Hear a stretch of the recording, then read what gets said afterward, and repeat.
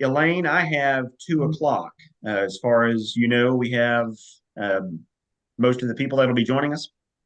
Yes, we do, Mr. Chairman, and I have started the launch over to the YouTube broadcast. Okay.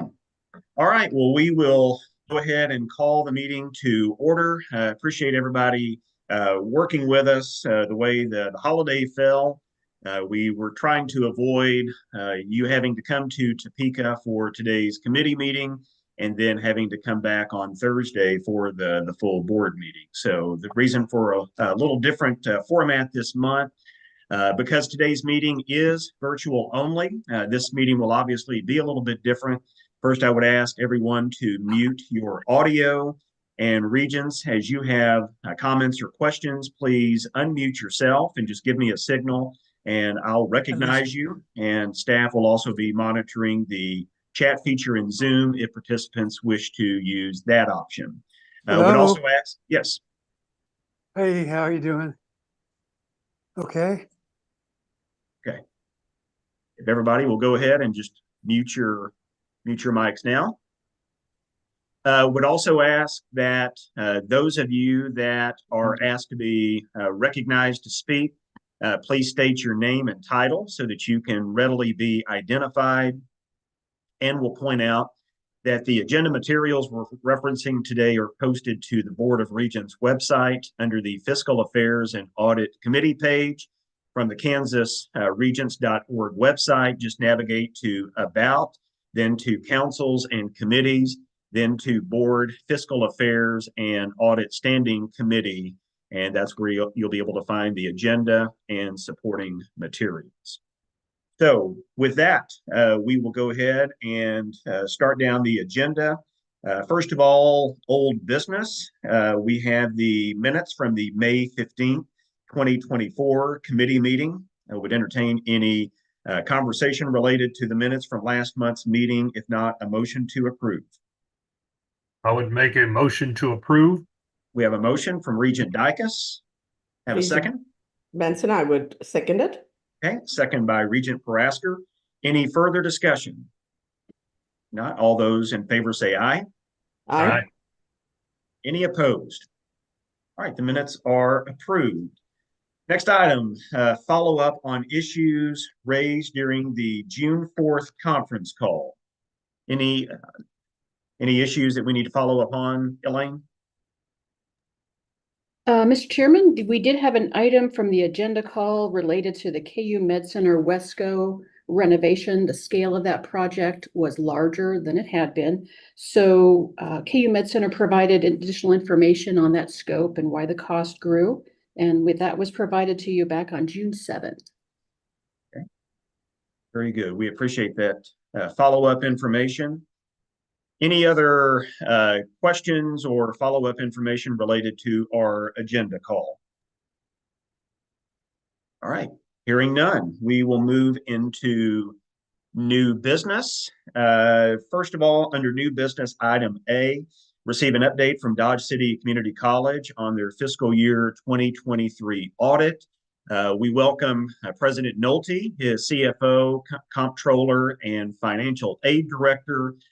First of all, I want to say that we certainly realize that Dodge City has their own local governing board who has the primary responsibility for overseeing the college's operations, and we certainly respect that.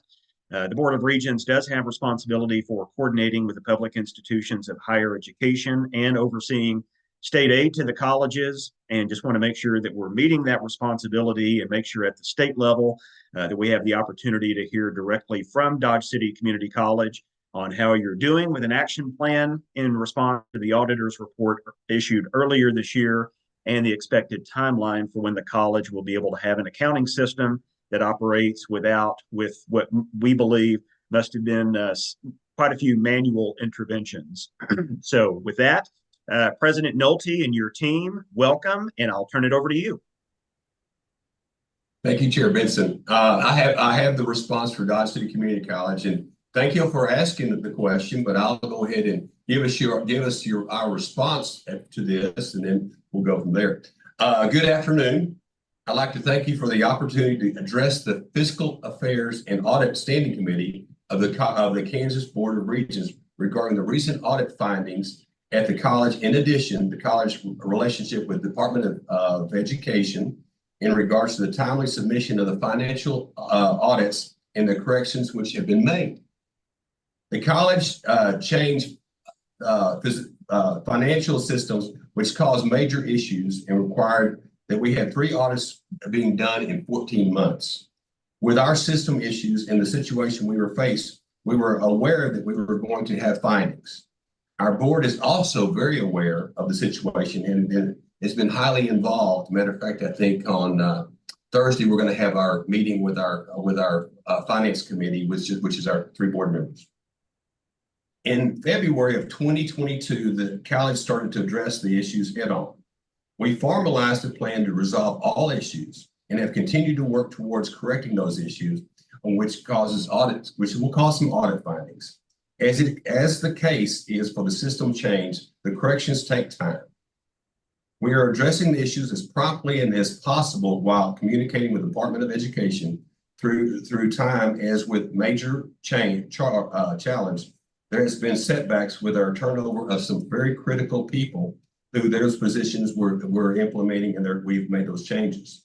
Regardless, I am confident that we will have the right people in the place to make a difference and eliminate the issues moving forward.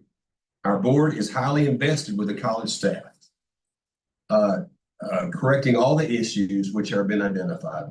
We believe that changes which have been implemented will show a significant reduction in our findings on 23-24 audit, which is scheduled for our October meeting.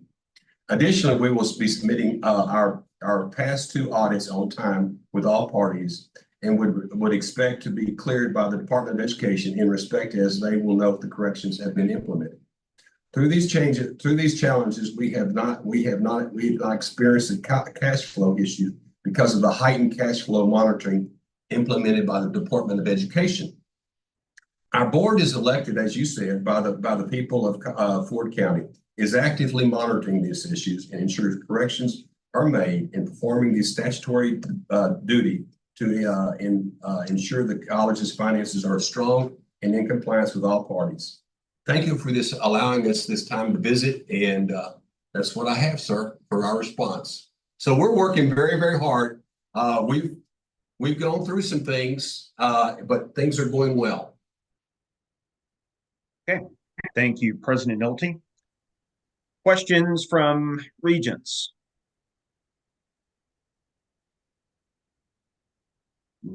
Regent Parasker?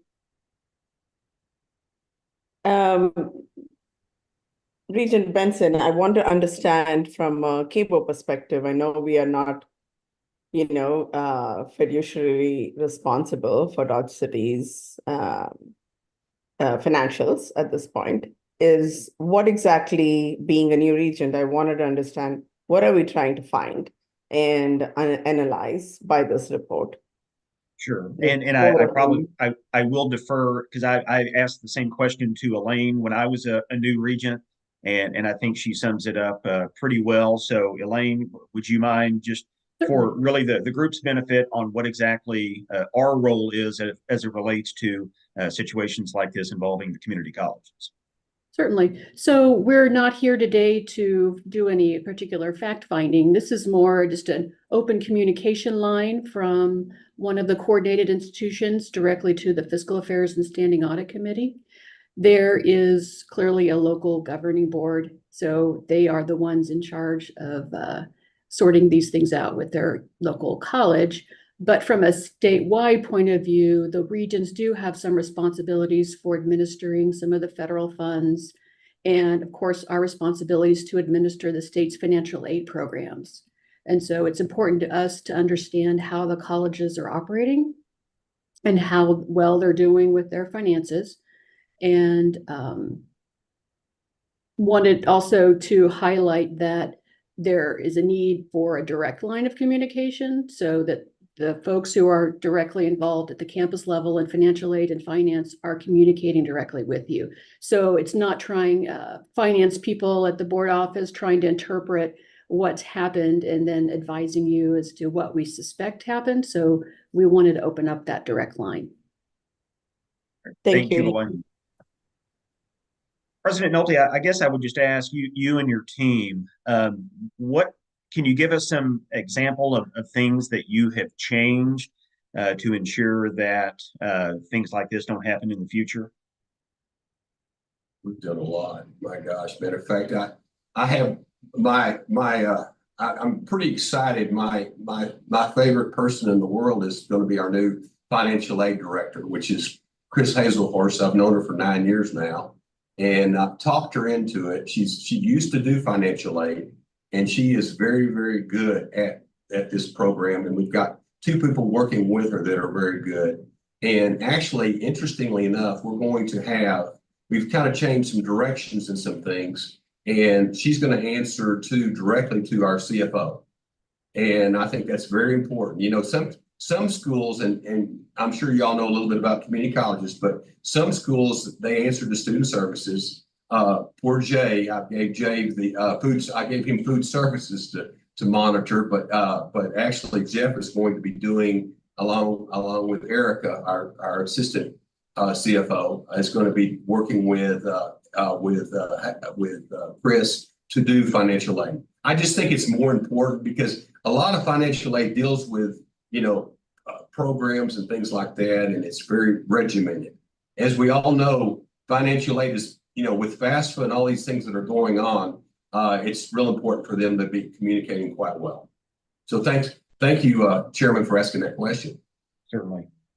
And we certainly understand and respect that, especially the federal programs, but also the state programs also come with significant reporting requirements. And we understand that for all of our institutions, that does take a lot of staff time. So I appreciate you ensuring that you're well staffed and able to respond to those requirements, because we know that they are numerous.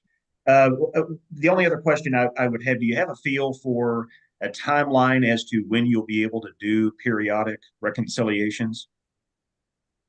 If you answer that, that's pretty easy. I can tell you we've made very significant progress on the bank accounts. We have 4 accounts. 2 of them are current. The main bank account is in April, which is closer than we've ever been since I've been here. I've been here 3 years. Our fee fund account is going to be a little bit longer.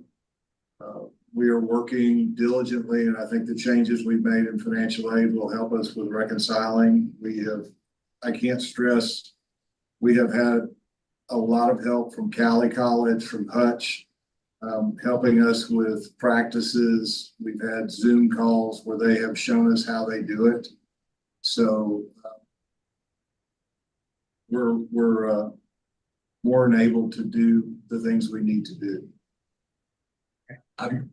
Senator Benson, Chairman Benson. You could be Senator. But anyway, we have a very, very strong team here now. When I first got here, I was coming here to be 3 months. I was the interim, and now I've been permanent for now almost 10 years.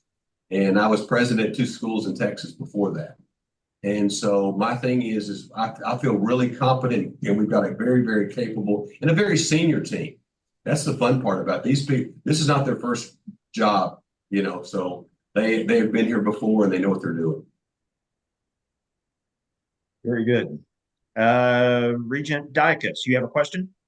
I think I had a question. I think it was just answered. I was just wondering, within the community college system, if there's any assistance available from the other schools that are doing this and haven't had any kind of audit findings. And you mentioned that with Cali and Hutch. So I think that was what I was looking for, that with 19 community colleges, I would hope there would be some kind of system available to those who need the assistance and can learn from others.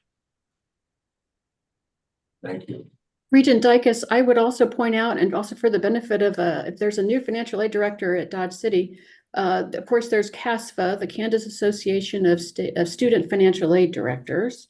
And there's a lot of collaboration among those institutions involved in CASFA. And our office would also be very happy to assist with anything that's needed in terms of what's responsible for, you're responsible for the state programs that you receive funding from us. So happy to help you with that. I would encourage you to utilize that expertise because I know we do regularly. So thank you for that, Elaine. Yes, Regent Dicus. Yeah, so follow up, President Nolte and your team, what we'll all hope for the best in your audit in October. If you do not get the best, what would be the potential next steps, the consequences of those, and what issues could we continue to potentially, or not, hopefully not continue? What issues could we see in the future if this is not moved up from a significant deficiency? I'll let our CFO answer that one.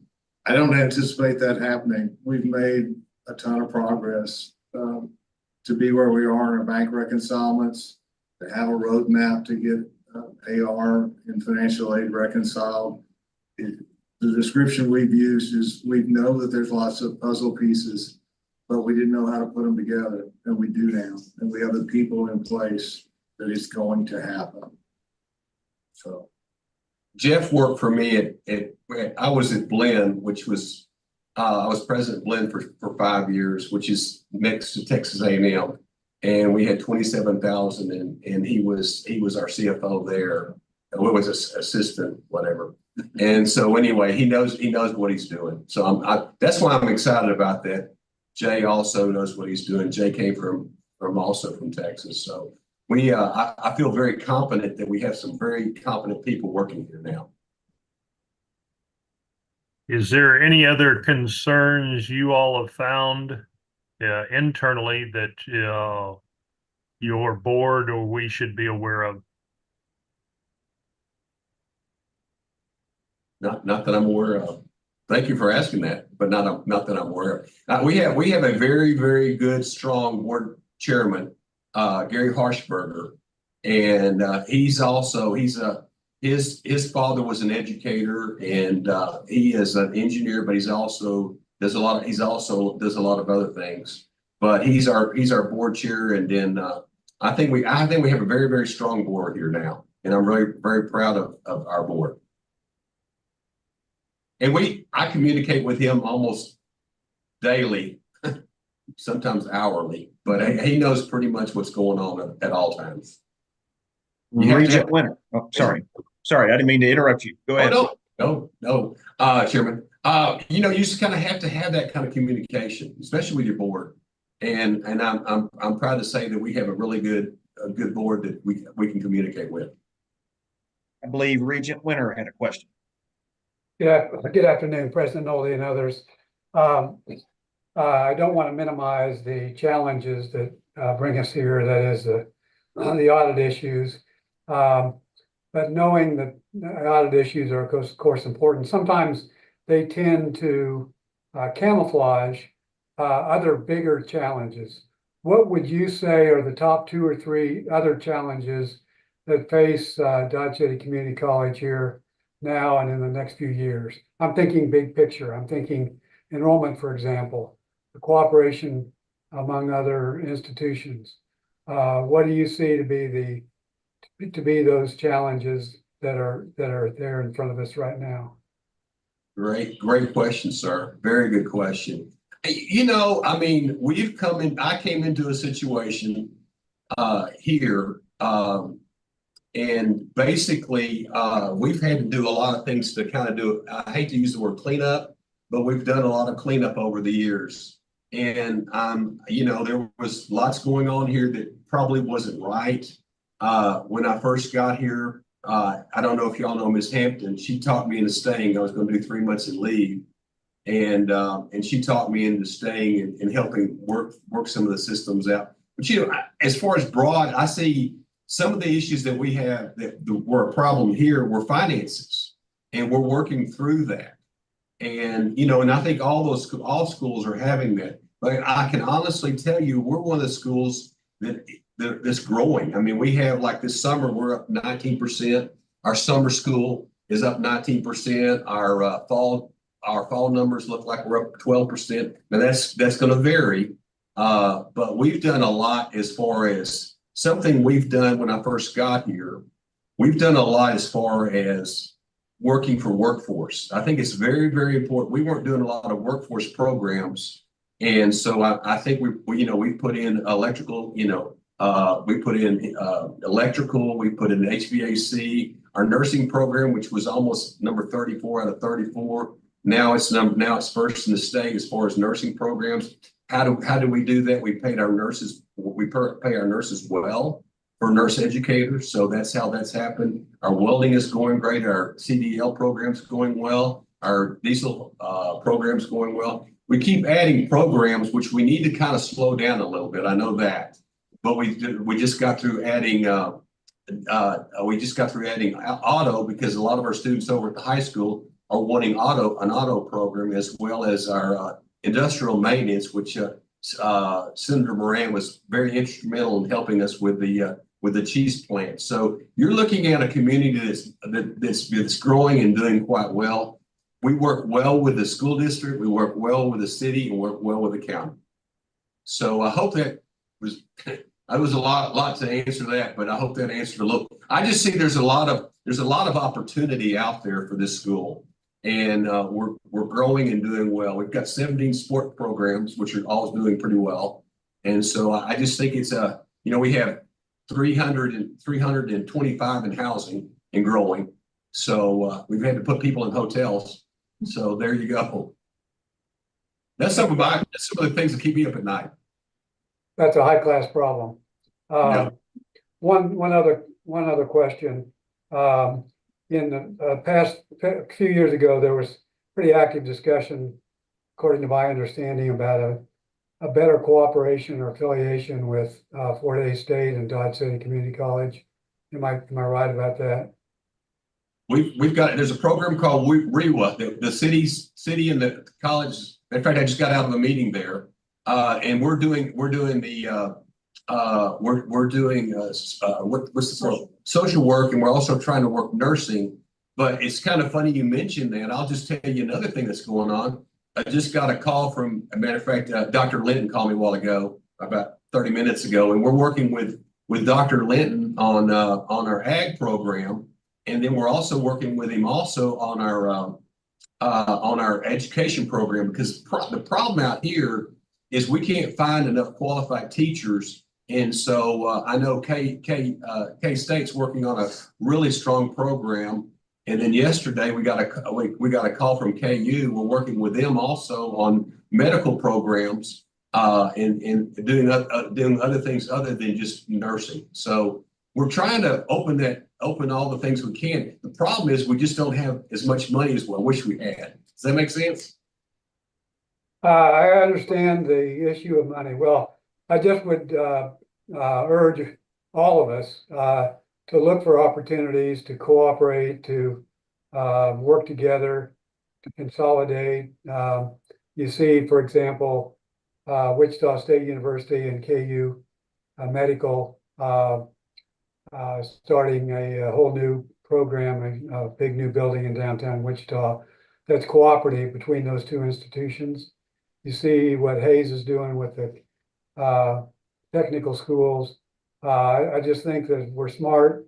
We're looking for ways for each institution to continue their traditions, continue their strengths, but advance the cooperative nature of what they have to do, what we all have to do. So I would encourage you to keep an open mind about having the best of both worlds, and that is the pride and the benefits of local issues and cooperation with other institutions. Thank you, sir. Yeah, that is well said, Regent Winter. Any other questions or clarifications needed from President Nolte and his team? All right. Well, we would just, first of all, President Nolte, thank you so much, you and your team for your time today. We would maybe ask that you keep Elaine and the board staff engaged with your progress, with progress update maybe this fall. And Elaine, if you wouldn't mind reaching out to President Nolte on the best timeline for that, we'll get that scheduled for this fall. So thank you again, President Nolte and your team this afternoon. Thank you, sir. Y'all have a great day. You too. For the other colleges that have audit findings for fiscal year 2023 and that are not considered low-risk auditees for federal awards, we'll also invite their leadership to talk about their plans of action at future fiscal affairs meetings. Would request board staff follow up with each of the institutions to request the corrective action plan, where a plan is referenced in their audit report but not published within the audit, and provide that back to us. So thank you in advance to the board staff for your help on that.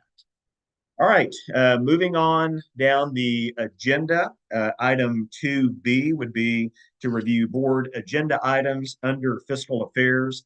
Elaine, am I correct that there were a couple of items added to the consent agenda for Thursday that were not present in our conference call a few weeks ago? Yes, Mr. Chairman, that is correct. There's a K-State Salina new food service option, and there is the Fort Hays State MOA, and these are both on consent. So the consent agenda starts on page 18 for us. Several items we've covered already.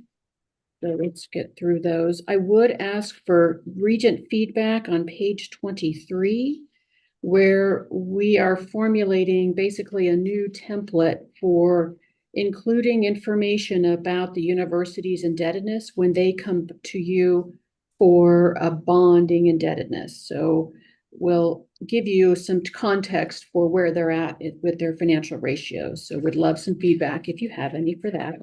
This is the third time for that project for K-State's bonding. The Wesco Pavilion we've talked about. A law enforcement training center for the ARPA funding. The K-State Salina item is on page 30. And I know at least Ethan is on from K-State, and so I think this was a late breaking opportunity from the vendor presented to Salina that would give some of the students at K-State Salina the option to have a little more flexible schedule of when they can eat. So I don't know if K-State has anything they'd like to add. Yeah, it's literally, I think, Elaine, you helped us get it on the agenda. We got it late last week from our vendor Sodexo and Salina offering, they've recently entered into a partnership with HelloFresh. Hopefully you've probably seen commercials for that. But as an opportunity to provide to their commuter students, a couple different meal plans, including HelloFresh options. So it's in our minds, it's just another opportunity to be able to offer a service to our students, in this case, our commuter students. Very good. Going back to the composite financial index information that Elaine has provided, that was a recommendation to us, I believe, about 5 or 6 months ago, that as we consider future requests, especially as they pertain to debt being assumed by the institutions, that's a great indicator of whether that institution should be taking on additional debt, and really just a good indicator of their overall economic health. So don't know if my fellow regents have really had a chance to look at that information on 23, but obviously would entertain any feedback for Elaine and the board staff. Okay. Okay. Maybe in the future, if you do have thoughts, feel free to send that Elaine's way. Anything else, Elaine, noteworthy or new about the consent agenda? I would also just highlight, and I know we have folks from our workforce development unit, starting on page 71, we do have distribution of grants. First, for the nursing initiative grant. This is a discretionary grant that's given to us each year, and they have increased the amount that's available. And we've got amounts here showing through the pages, through page 76. This is something that is worked on in coordination with the Kansas State Board of Nursing, who assists us with this evaluation. One new feature of this grant will be to spend a portion of those dollars to help schools improve their NCLEX, the nursing licensure examination. So directly helping students pass their licensure test at the end of the program. Don't know if there are any questions or anything needed on that. We do also have other distributions. Many of the items, starting on page 78, are outlined in the proviso, so there is no discretion on altering those amounts.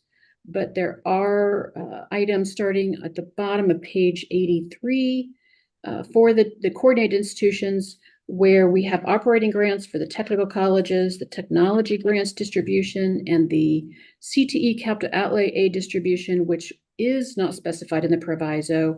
These are all amounts the Tech Ed Authority is recommending in this fashion be distributed in that way. And then we've got pages 100 and 101, the very end of the consent agenda.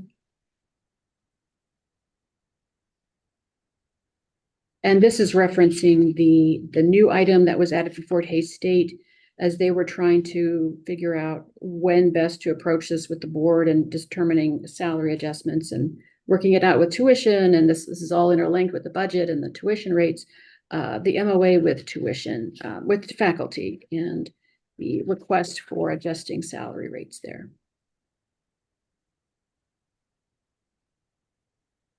Wesley, anything to add to that item? Really not, other than the latest is that the bargaining unit did vote on this yesterday, I believe, and it came back with 97% approval. So this has been approved by our bargaining unit. Okay. Very good.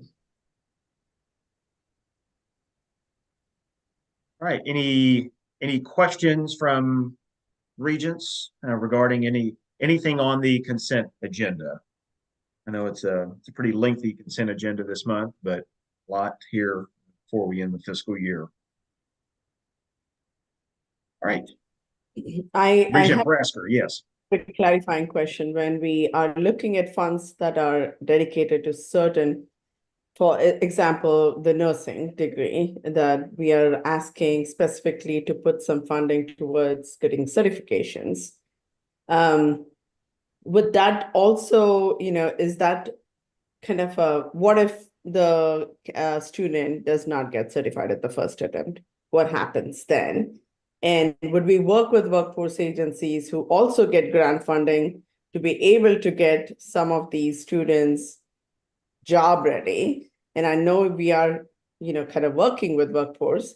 So just wanted to get that clarification, Elaine. I know Director Vera Brown, who oversees the Nursing Initiative grant, is on the call today. I don't know if she has anything that could be added on the Nursing Initiative. And I do think I see Vice President April White is also on. Vice President April White is our new VP for Workforce Development, so she might have some ideas for that second part of your question. Vera?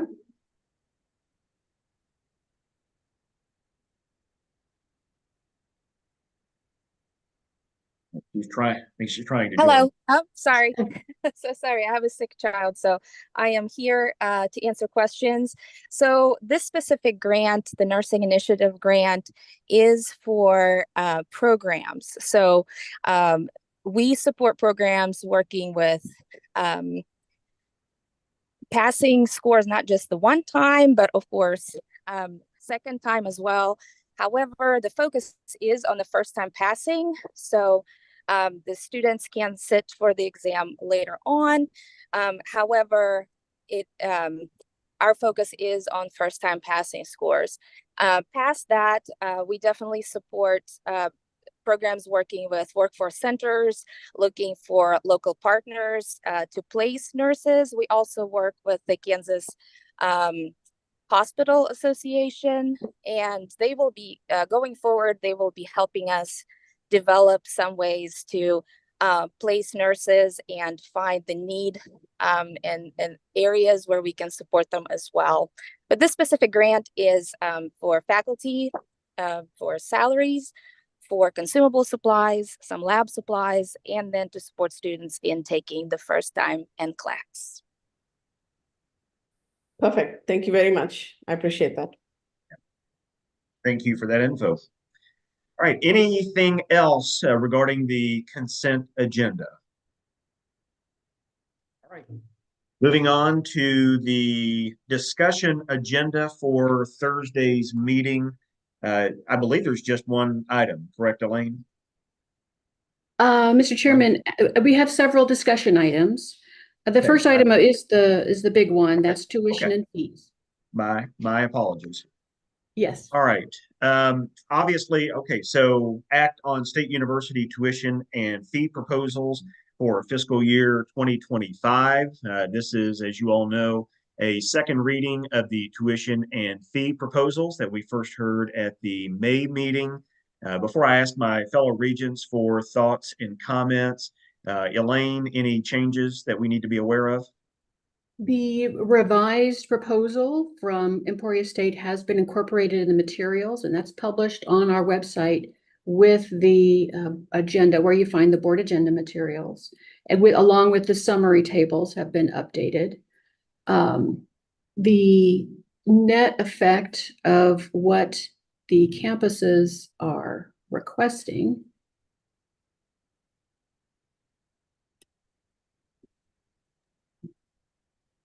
Hopefully I've pulled up the right screen here for you. Updating then for us, what would an undergraduate resident student pay in fiscal year 2025 for a semester, assuming that they're full-time, for the coming year compared to prior years? And then over the 5-year period, you see here, how much has tuition been adjusted? And comparing that for the latest CPIU information, which is over 22% in that same time period, and 15% basically going from 20 to 24, just to give you some context for the university's requests. I don't know if the regents have any questions or any additional clarifications that we can offer. We've provided you initially some alternative scenarios if the rates were slightly less. I don't know if there's any other information that you would be seeking, but we will be asking for your approval of the rates that the universities have proposed. And I think it's Elaine, yeah. Go ahead, John. yeah, if you went back to that, how come Emporia State still shows a change there? It's slightly down because of the fee changes. So it is actually declining. That's a 5-year average, what Elaine was showing. Yes. That's over 5 years. This This is not 1 year. But it still shows a 4.4%. over the entirety of this Oh, time okay. period. Okay. Mhm. Okay, I get Yes. Yes. Chair Benson, I do have a question that, Absolutely. so this shows within the city or within the state tuition fees, not including the students that are coming from outside. There was an observation that was made that we have increased tuition, the percentage of increase is slightly higher for some universities for in-state tuition than the one who are coming into the state. So just to make sure we understand when things like that happen, how do we justify that we are increasing the percentage of, in the tuition fee? Just wanted to put that out there. Certainly. I would defer to the CFOs for their individual situations because everyone is quite unique in that situation. So where the universities have been more aggressive in seeking non-resident students, there have been special rates allowed by the board to grant a lower rate for certain metropolitan areas, Wichita State has certainly benefited from that. Other cases, like the University of Kansas, has seen tremendous growth in non-resident students. And I think that they have a very different point of view from some of the other schools, where some of our schools are offering non-resident rates to basically anyone from the 48 contiguous states, I believe. So we've got a whole variety of situations. Other questions, other thoughts and comments? I've got one, but I will ask my fellow regents for their comments first. Yes, Regent Winter. I believe your mic is still off. There you go. Darn it, I said the smartest thing I've ever said in the last 15 seconds ago. Elaine, you can correct me if I'm wrong, but Elaine put together, as we've seen already, some very good numbers and comparisons, particularly focusing on tuition and fee increase over the past 6 years from fiscal year 2020 to 2025. And I got to thinking about, that's a cost to students. And are there other costs that we've passed on to students? And after we identify the additional cost to students, are there any increased benefits that we've provided to students? I've got some numbers here I want to toss out.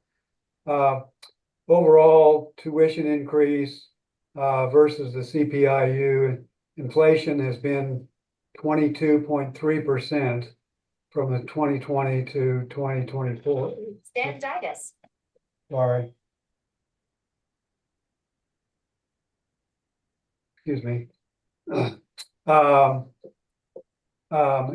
Tuition is increased. I think this is an overall number, but the tuition increase is something like 12.5% when you average among the institutions. So if you're trying to look at what's the increased cost to students for education, you have to factor in, have there been any increases in support? That is, availability of scholarships, grants, et cetera, et cetera. And Elaine gave us some great information.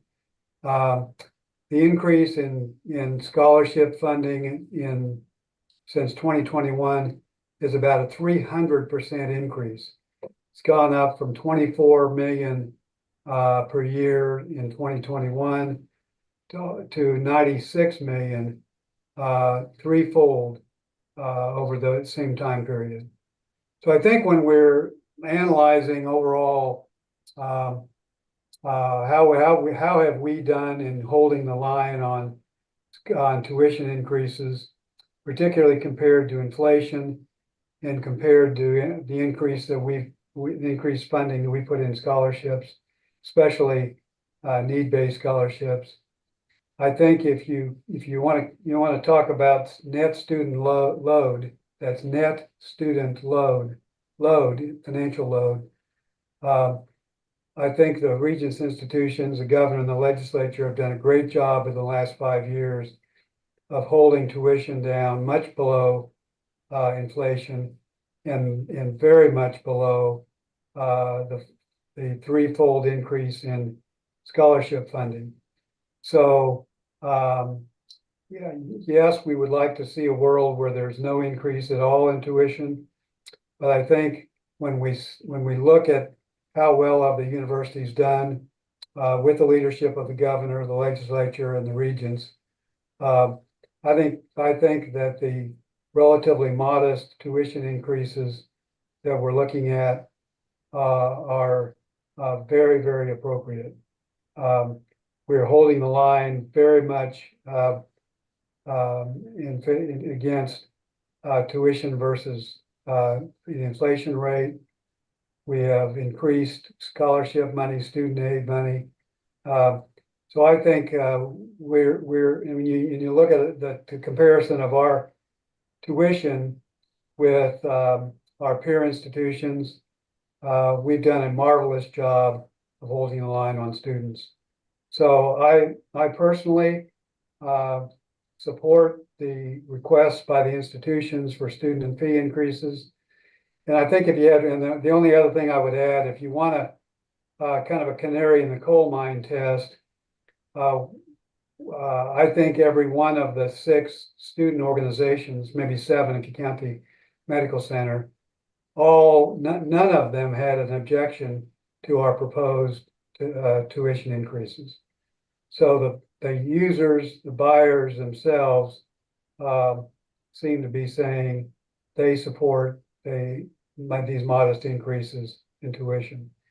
So I don't want to suggest that we should celebrate any increase in any increase at all. But I think we should be comparatively proud of the fact that our institutions have been able to hold the line in face of fierce inflation increase, and particularly in light of the great advancements we've made in scholarship money. So I strongly support all of the fee increases and tuition increases of all the institutions. That is very well said, Regent Winter, and great information, particularly about the amount of scholarship dollars increasing threefold. That's great information, Elaine. Appreciate you providing that, and I think that needs to be a part of our messaging if these are approved by the full board on Thursday. So thank you, Regent Winter, for that. Other questions, other comments from the regions related to tuition and fee proposals? Well, I go ahead. I'm not sure what our protocol is, but this is an important policy issue, and depending on whether you want to take this up, I'm happy to make a motion that we recommend approval of these fee and tuition increases. If you'd rather wait and do that at the full board in 2 days, that's fine with me too. But I'm prepared whenever the time is right to do that. Okay, well, I appreciate that. Hold that thought for just a second, Regent Winter. Before we take any action, I did want to just thank the institutions for the time and the extensive effort that you put into these proposals.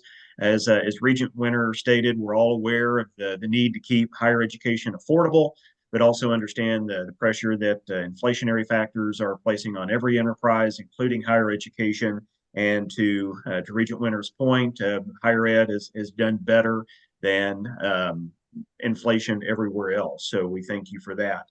Also, just wanted to thank the institutions. We asked you back in March to tell us what you felt you truly needed, and if you felt an increase was necessary, to then trust us as regents and the board office to work with you to make sure that number was right, and you did that.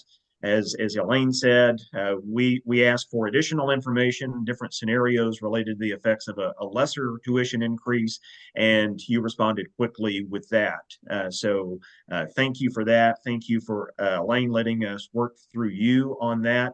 And lastly, just thank you all for doing a great job of communicating the need for your request at the May meeting, because I thought you did a great job of communicating why you were asking, what you were asking, and what the effects were. And for those of you that also had students with you to assure that they were on board with you, that was greatly appreciated as well. So at this time, I believe I heard Regent Winter make a motion. Did I hear that correctly, Regent Winter?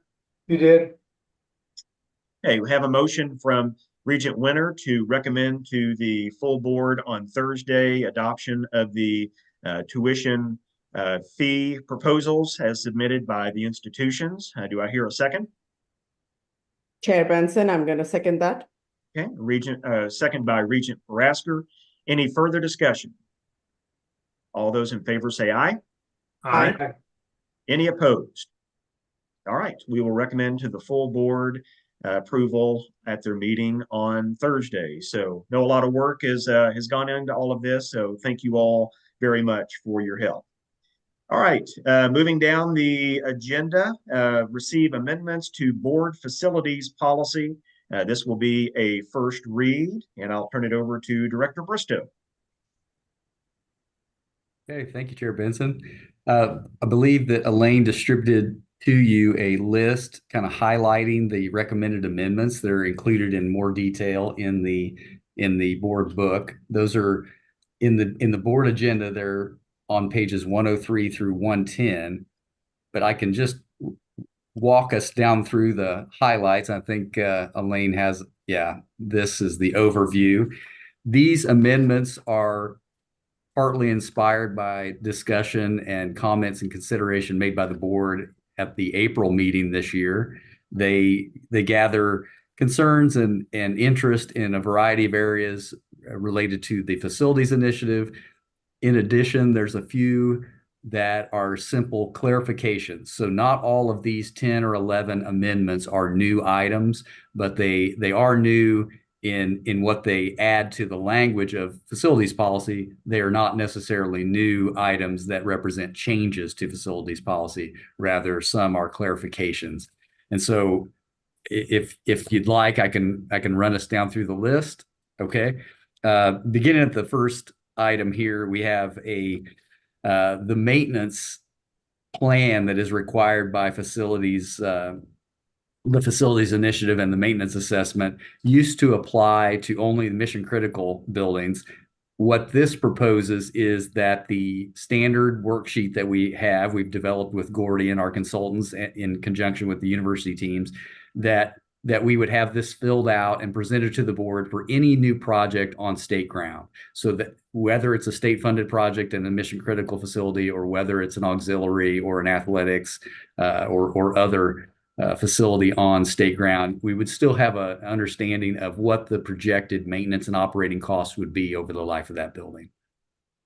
That's you can find that in more detail on page 104 of the agenda book. I can, if there's questions, we could stop along the way here, or Chair Benson, if you'd rather, I could just go through them quickly and circle back if there's any. Yeah, if you will, just go ahead and run through them and we can answer questions on all of them at the end. Okay, very good. Item number 2, related to the first item, is to reasonably identify what the sources of funding might be that the university will utilize to maintain and operate the building over its life.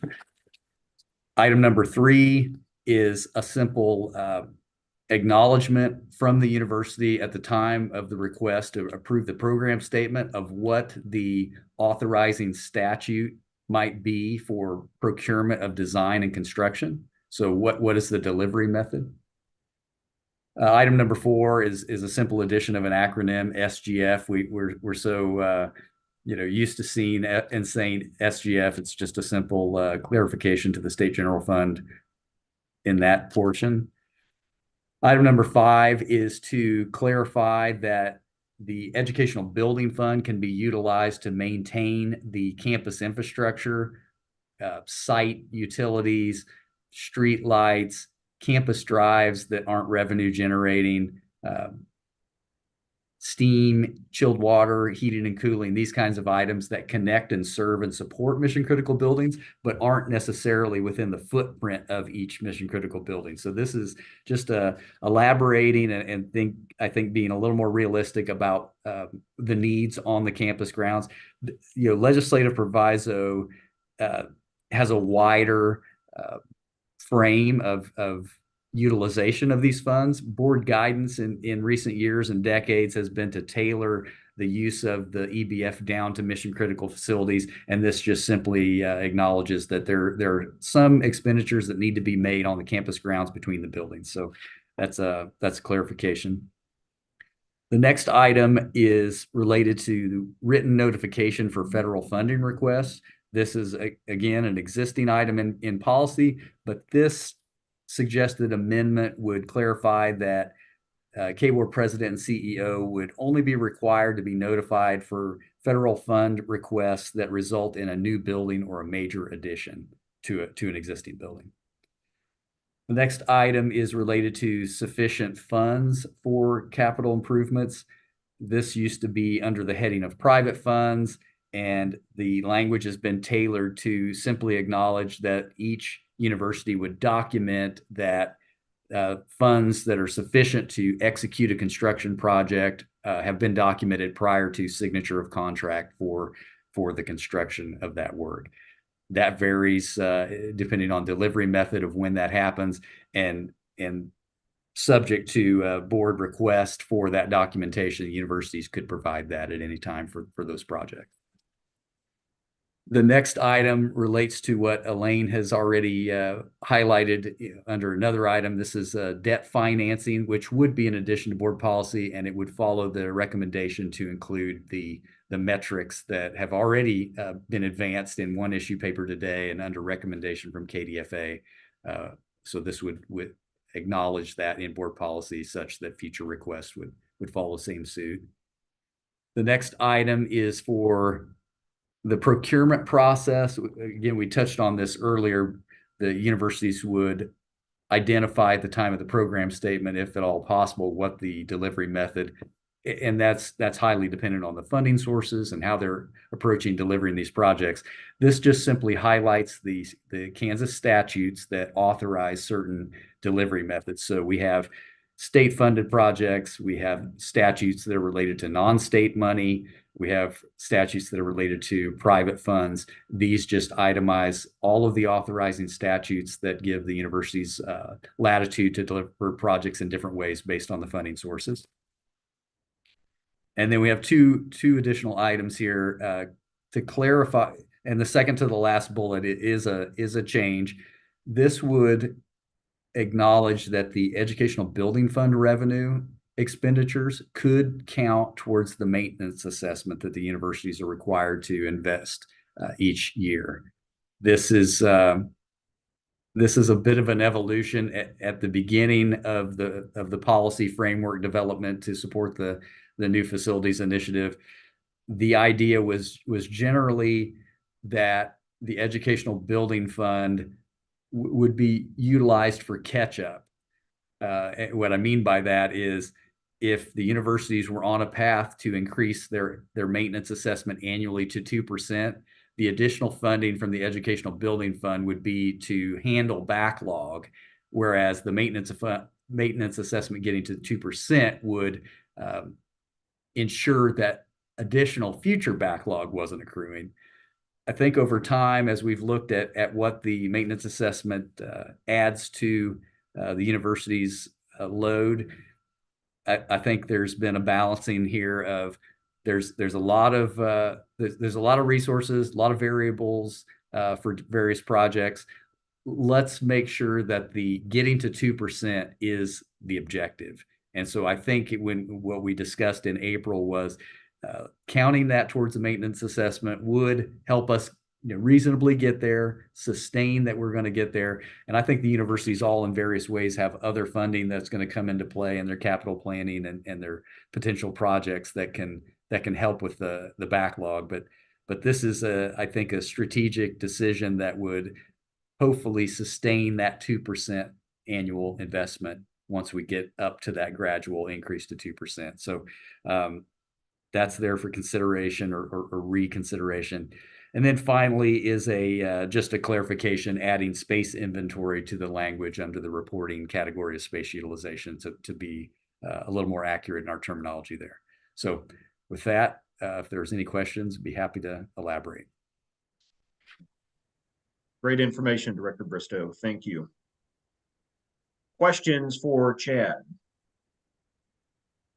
Chad, from a timing standpoint, this is the first read, and full board won't meet again until September. So does it cause any negative effects by a delay in formal adoption until the fall? In my opinion, no. Elaine, is there anything that you would consider that would be? I don't think so. The calculation of the maintenance assessment is somewhat done post-mortem, I suppose. So even though if the board adopted this language in September, some of this really takes effect for the fiscal year 2025. Okay, thank you. Other questions? All right, hearing none. Thank you so much, Chad.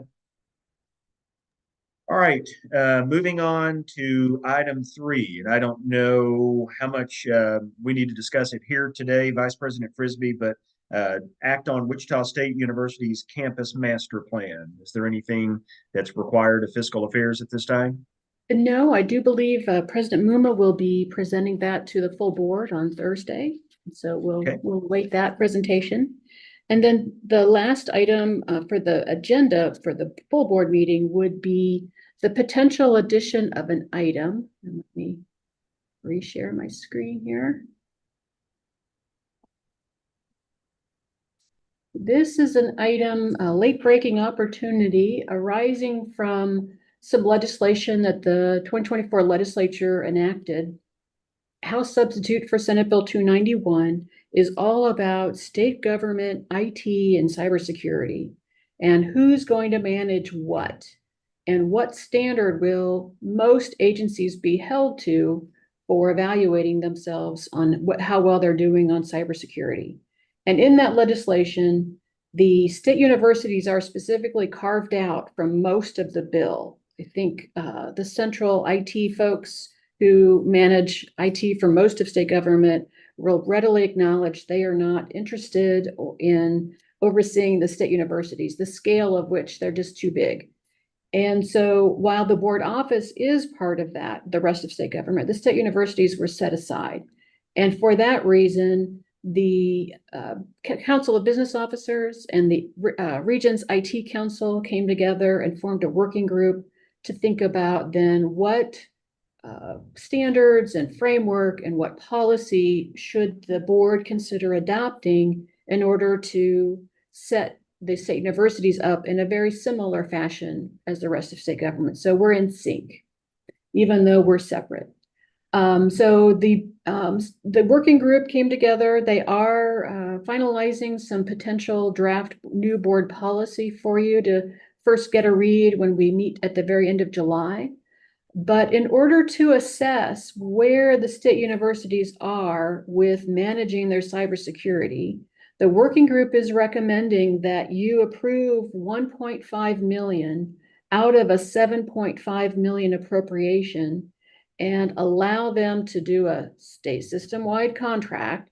Everybody would then help this consultant, whoever they are, come in, conduct an assessment, and sort out where everybody is according to this standard. And this standard that everybody is adopting is a NIST standard, the National Institute of Standards and Technology, and it is the cybersecurity framework, which has been updated to the 2.0 version. So the 2.0 version is the current one, and it is something that most organizations, whether you're a government entity or a state university, should be probably looking at how well you're doing as more and more cyber attacks are being sent at so many of us, hospitals, universities, colleges, state agencies. So let me back up for just a moment. The board office has a $7.5 million appropriation. To the extent that we didn't have agreement or hadn't worked out how best to allocate that across the system or what collaborative project could be developed to use that $7.5 million to the best advantage, that was set aside, and we were going to work on that over the summer and potentially bring that to you in September.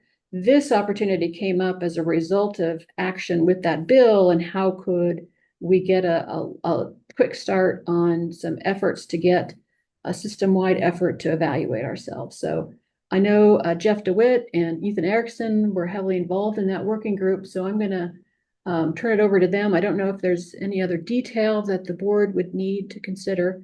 This is not in your published materials. This would be something that we're essentially walking in for you to act on in a discussion agenda. Ethan or Jeff? Regent Benson, I might just add, Elaine's done a great job kind of covering that. I perhaps maybe a little context about why we're coming now. We did feel as the working group, it was really critical that we start our assessments as soon as possible, rather than potentially waiting until late July for the board retreat and then potentially in September for the board to adopt our recommended policies.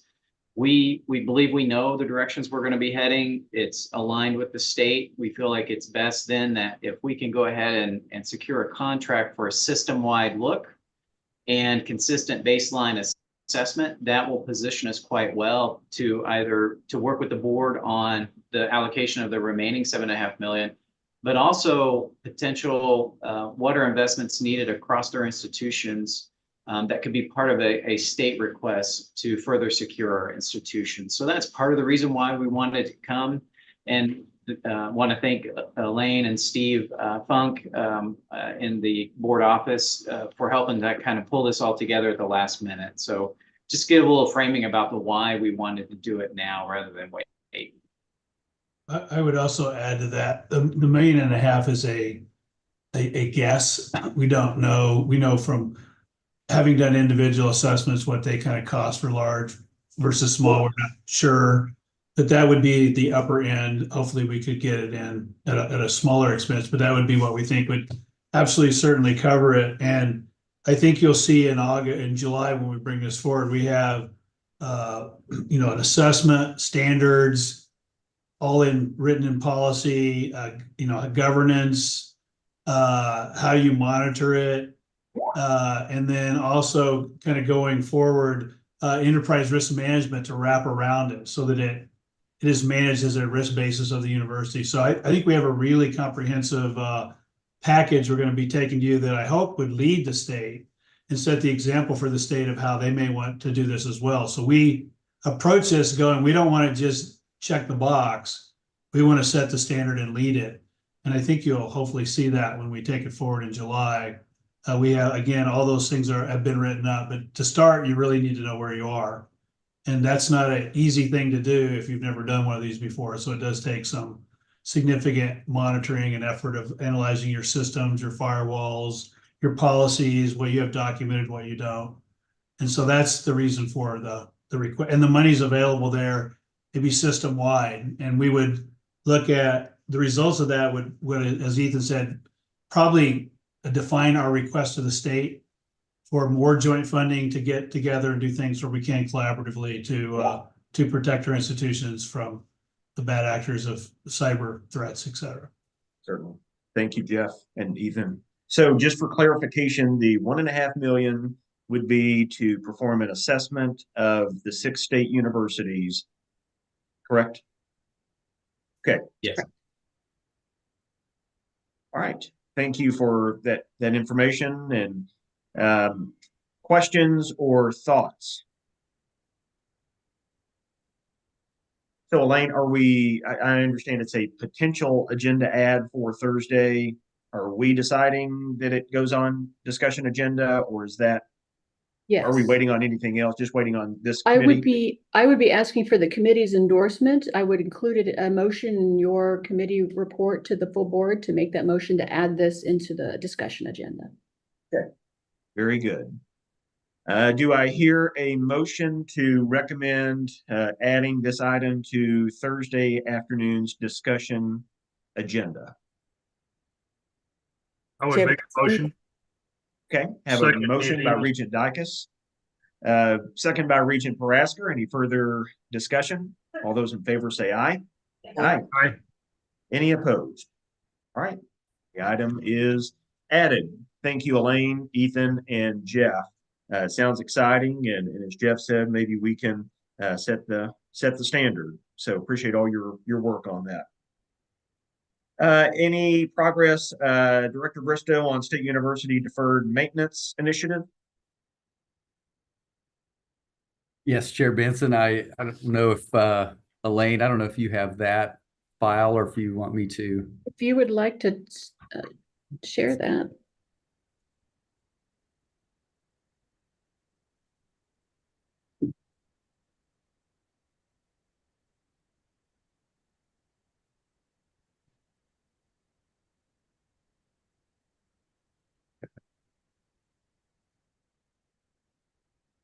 There we go.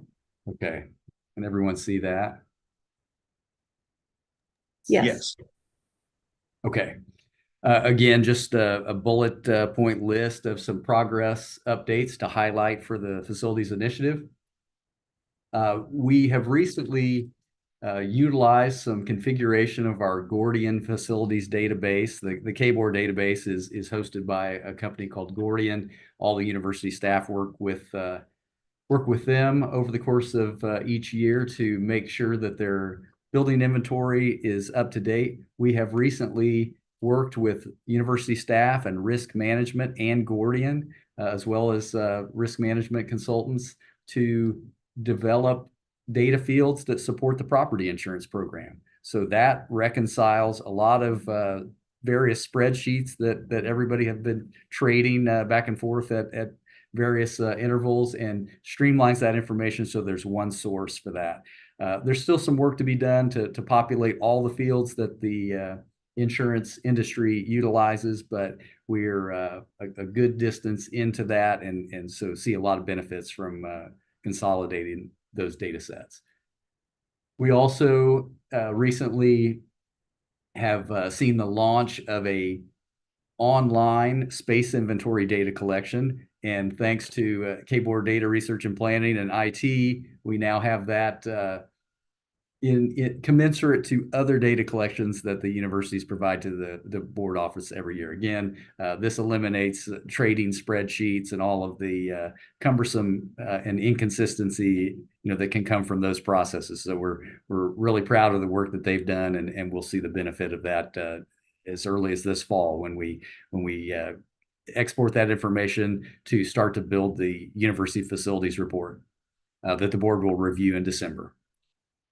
We've also talked about this in past meetings, but we have finished up about 2 years of additional work with a consultant group on the space planning and space strategy side. They've created a planning model for us. We call it the KBOR Space Planning Model. It's a series of worksheets that references university staffing data, credit hour production, enrollment, and other space information, and provides a planning reference that can be utilized for analysis, for space needs. The universities can run scenarios in terms of utilization and consolidation and their needs each year. Some of the universities have tools of this nature. Many of them do not. So this represents an additional resource for a lot of the universities that we're excited to be able to support them with. They've all played an instrumental role in shaping this, and a lot of extra work over those years. But we'll see the benefits of that starting this fall when it's updated with the information that comes from the other data collections. Of course, we talked about the policy amendments. So that will be a support to the facilities initiative. We also will see the allocation of the FY25 capital renewal appropriation that we have, which includes a building demolition fund as well. And then, of course, we're excited to look to FY26 when the Kansas Campus Restoration Act will transfer significant amount of funds for a longer term so that the universities can plan more thoroughly for a longer term, the projects that are strategic for their campus renewal efforts. And that's what I have. All right, great information, Director Bristow. Always appreciate all the work you put into this, and I know it's a huge help to us and the rest, Elaine, the rest of the KBOR team. So please know how much we appreciate it. Any questions for Chad? All right, thank you again, Chad. Elaine, no other audits for committee review and discussion? No, sir. Okay. Item E, other committee business. I believe Doug Ball has an update on the Gorilla Rising project. So, Doug. I do. Thank you, Chair Benson. I just wanted to provide a really quick update for the committee on the Gorilla Rising project, just to keep you informed on key milestones and key activity that's happening. And there are 2 noteworthy things I wanted to call to your attention. But first of all, a reminder about the Gorilla Rising project. That is our downtown project that adds to Block 22 by locating a new College of Business building downtown and then some additional student housing downtown as well. And I wanted to provide 2 updates on the College of Business building.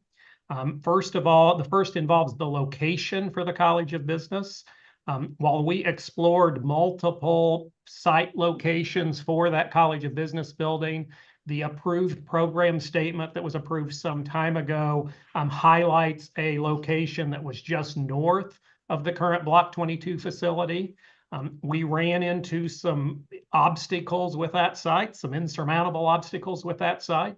And so we have pivoted to one of our alternate locations an equally good location, but just a different one that's slightly south of the current Block 22 location. It's 1 block south of Block 22. And so just wanted to make you aware of that slight adjustment compared to what was in the program statement. We've already reached out to all of the key funding sources for that project, and everyone is enthusiastic about the location that we now have settled in on. So anyway, just wanted to make you aware of that. And then the second update I wanted to provide, at the time of the program statement, we had not finalized our project delivery method for that portion of the project. We now have. We've selected the state's design, build, alternate delivery process. And so that requires approval by the State Building Advisory Committee, which we received last week. So just wanted to make you aware that we've got the approval to move forward with that delivery approach, and we are actively marching down that path today. So anyway, those just 2 quick updates to keep you informed. We will have some more robust updates and some action we'll need from you in the fall. We'll talk more about that later. Very good. Thank you, Doug. I know a lot of people have been involved with that project, but nobody more so than you. So appreciate your leadership. I've had the chance to hear Doug give the presentation several times, and he's able to boil down a very complex project into something that everybody can understand, which, as you all know, is often half the battle. Because often if people don't understand the project, they automatically oppose it. And Doug is just able to make it easy to understand. But I know you've done a lot of work on this and greatly do appreciate it. So any questions of Doug about the Gorilla Rising project? Hearing none. Thank you, Doug. Thank you. Anything else officially to become before the committee this afternoon? Well, obviously, this is the last Fiscal Affairs and Audit Committee meeting for this fiscal year. So as we conclude this last committee meeting, just wanted to take just a moment to preview our next steps for the coming year. As you all know, and you've heard a couple of times, the Regents next will gather in late July to conduct the annual budget workshop and hold the offsite retreat to plan for the coming year. And at the budget workshop, we'll discuss the budget enhancement from the institutions. And I know we've slowed down the timeline for gathering those proposals this year to give you all more time to consider what you would like to request. From my perspective, and I'd welcome other regions to comment, I'd like to offer maybe some guidance to the universities as you think about your proposals.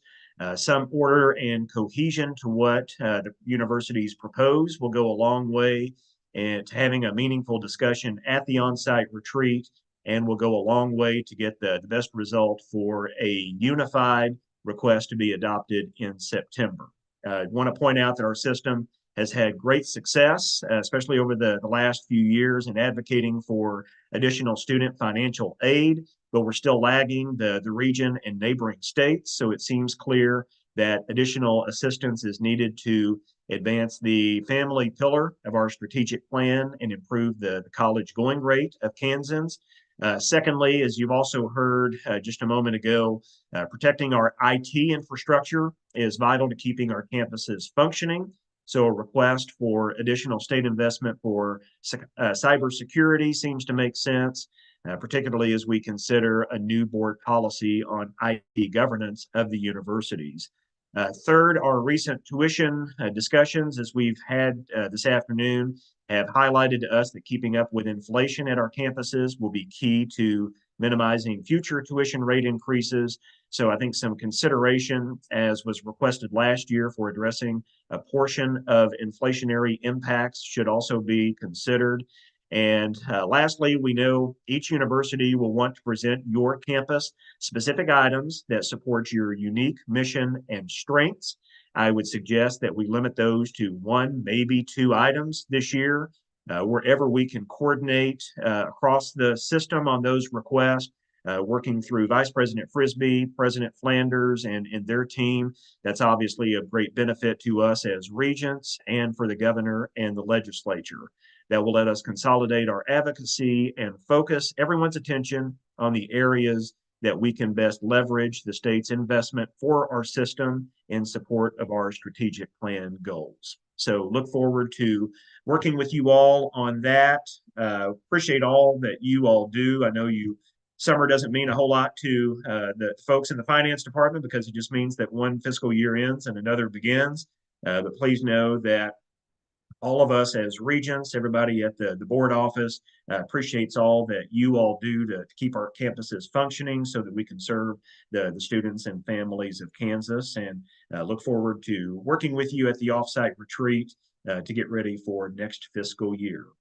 So thank you for that note, Elaine. This is actually Werner's last Fiscal Affairs and Audit Committee meeting.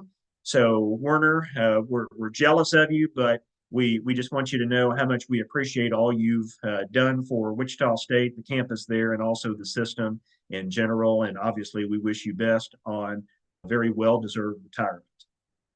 Well, thank you very much. It's been a great pleasure. I have fantastic colleagues to work with at the board office with Elaine and all my colleagues that serve at each of the institutions. And it's been a pleasure to serve with this committee. And thank you for the leadership, and look forward to seeing everybody on Thursday. All right. Sounds great. Well, Thank thank you. you, Werner. And obviously, Vice President Frisbee, it goes without saying that these meetings don't happen without you. So please know how much we appreciate all the background work that you do. You make it look easy for us, but we know how hard you work in getting these together. So thank you to you and your team. Well, thank you. With that, we will adjourn, and thank you for your time today. We will see. Yes, Regent Winter, your mic is still off.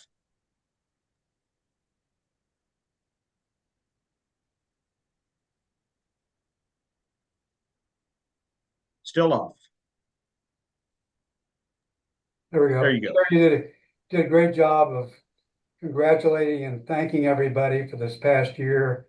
But being modest as you are, you forgot to honor yourself. And I just want to say what a great job you've done as chair. You've led us with firm but gentle directions, and it's been a joy to work under you. Well, I appreciate that, Regent Winter. It's an honor to be part of this group. I appreciate all that all of you do and your expertise. I feel like I'm the one that is honored to get to work with you. So I appreciate those thoughts. Regent Prasker, did you have a hand up? Okay. All right. Thumbs up. Okay. Oh, perfect. Got it. All right. Well, everybody. Well, thank you so much, everybody. And we will see you on Thursday afternoon.